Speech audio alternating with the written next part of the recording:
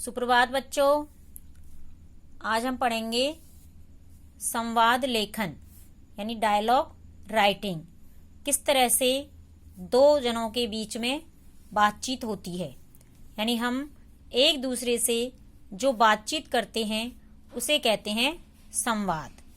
वार्तालाप द्वारा हम एक दूसरे से अपनी बात कहते हैं और दूसरे की बात की जानकारी प्राप्त करते हैं।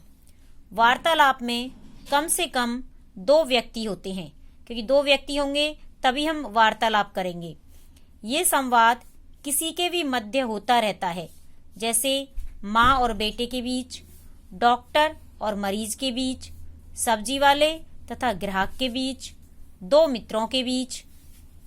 तो संवाद लिखते समय कुछ बातों का ध्यान रखना चाहिए, यानी जब संवाद लिखते हैं तो हमें कुछ बातें ध्यान में रखनी चाहिए, जैसे कि संवाद छोटे छोटे होने चाहिए, संवाद की भाषा सरल होनी चाहिए, वाक्य एक दूसरे से जुड़े होने चाहिए, पात्रों के अनुसार ही भाषा होनी चाहिए, संवाद की भाषा थोड़ी नाटकीय होनी चाहिए।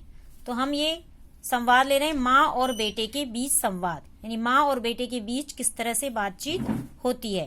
जैसे माँ कहती है, बेटा तरुण उठो, तो तरुण कहता है, माँ मुझे सोने दो ना। माँ बोलती है, बेटा विद्यालय को देर हो रही है, तो तरुण कहता, बस थोड़ी देर और। माँ कहती है, बस छूट जाएगी, 7 बजने वाले हैं, तो तरुण कहता है, मैं जल्दी से उठकर तैयार हो जाता हूँ। तो माँ बोली, बेटा मैं तुम्हारा नाश्ता लगा देती हूँ, दूध जरूर पी लेना। तरुण कहता है, अच्छा माँ ठीक है।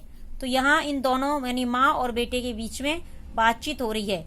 इसी तरह से आप डॉक्टर और मरीज के बीच में, या माँ और बेटी के बीच में, या पिता और बेटे के बीच में, या गुरु और शिष्य के बीच में जो भी बातचीत होती है, इस तरह से आप लिख सकते हो।